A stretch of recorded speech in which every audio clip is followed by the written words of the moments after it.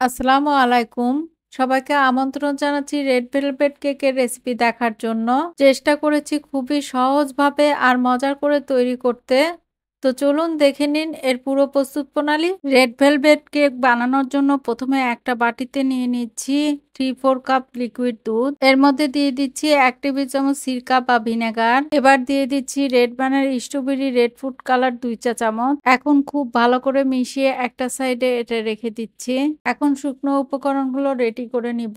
একটা ছাঁকনির উপরে প্রথমে নিয়ে নিচ্ছি 1.5 কাপ ময়দা, নিচ্ছি 2 টেবিল চামচ কোকো পাউডার। কোকো পাউডার নেওয়ার সময় সবসময় একটু ভালো ব্র্যান্ডের কোকো পাউডার নেবেন, তাহলে কেকের স্বাদটা অনেক ভালো আসে। এবার নিচ্ছি বেকিং পাউডার 1 চা চামচ, বেকিং সোডা 1/2 চা চামচ, কফি 1/2 টেবিল চামচ, লবণ 1/4 চা চামচ। এখন সবগুলো শুকনো উপকরণ খুব ভালোভাবে চেলে নিচ্ছি। খুব ভালোভাবে চেলে নিয়েছি। এখন সবগুলো উপকরণ খুব ভালোভাবে মিশিয়ে নিচ্ছি। আমি এই বাটিতে কেকের মিশ্রণ তৈরি করব, তাই শুকনো উপকরণগুলো অন্য একটা বাটিতে ঢেলে নিচ্ছি। এখন পরিষ্কার শুকনো বাটিতে নিয়ে নিচ্ছি রুমের স্বাভাবিক তাপমাত্রায় থাকা একটা ডিম। ডিমটা ফ্রিজে থাকলে অবশ্যই 1-2 ঘন্টা আগে বের করে রাখতে হবে। ফ্রিজের ডিম দিয়ে কিন্তু কেক ভালো হবে না। এবার এর মধ্যে দিয়ে দিচ্ছি চিনি 1 কাপ। এখন একটা ইলেকট্রিক বিটার দিয়ে লো স্পিডে বিট করে নিচ্ছি 2-3 মিনিটের মতো। আপনারা এই কাজটা হ্যান্ড উইক্স দিয়েও করতে পারেন, তবে সময়টা একটু বেশি লাগবে। 3 মিনিট বিট করার পর এর মধ্যে দিয়ে দিচ্ছি 1/2 কাপ তেল। তেলটা একটু মিশিয়ে নিয়ে এর মধ্যে দিয়ে দিচ্ছি আগে থেকে রেডি করে রাখা দুধের মিশ্রণ।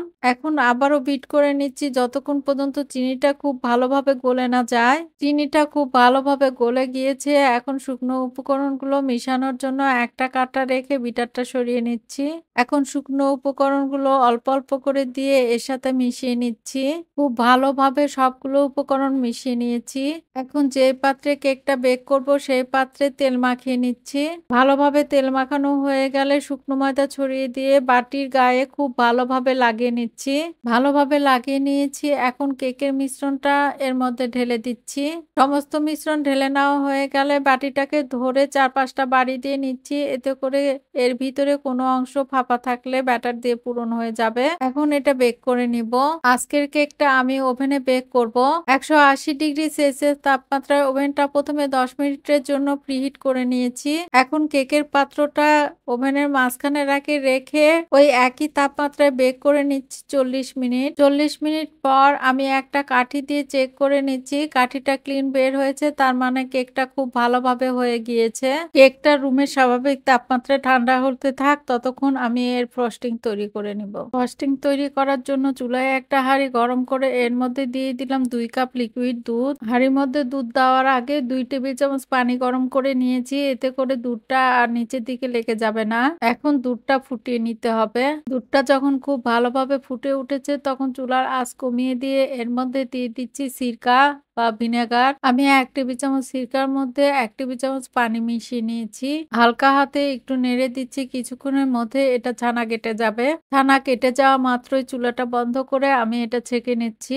এখন ছানাটা ছাঁকনির উপরে 10 মিনিটের মতো রেখে দিতে হবে। 10 মিনিট পর ছানাটা একটা বাটিতে নিয়ে নিলাম। আপনারা বাসায় ছানা তৈরি করতে না চাইলে কেনা ক্রিম চিজও নিতে পারেন। এর মধ্যে দিয়ে দিলাম 3-4 কাপ পাউডার সুগার। আমি চিনি গ্রাইন্ডারে গুঁড়ো করে চিকন চালনি দিয়ে চেলে নিয়েছি। আরও দিয়ে দিচ্ছি 1/2 চা চামচ ভ্যানিলা পাউডার। এখন পাউডার চিনির সাথে ছানা খুব ভালোভাবে বিট করে নিচ্ছি। কিছুক্ষণ বিট করার পর এর মধ্যে দিয়ে দিলাম 1 টেবিল চামচ লিকুইড দুধ। আবারও একটু বিট করে নিচ্ছি।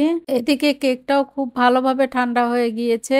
আমি একটা চাকু দিয়ে চারপাশে ছাড়িয়ে নিয়ে উপর করে ঢেলে নিচ্ছি। এবার তৈরি করে নেওয়া ফ্রস্টিংটা উপর দিয়ে দিয়ে দিচ্ছি। বাসায় হুইপ ক্রিম না থাকলে খুব সহজে আপনারা এই ফ্রস্টিংটা তৈরি করে কেকটা সাজিয়ে নিতে পারবেন।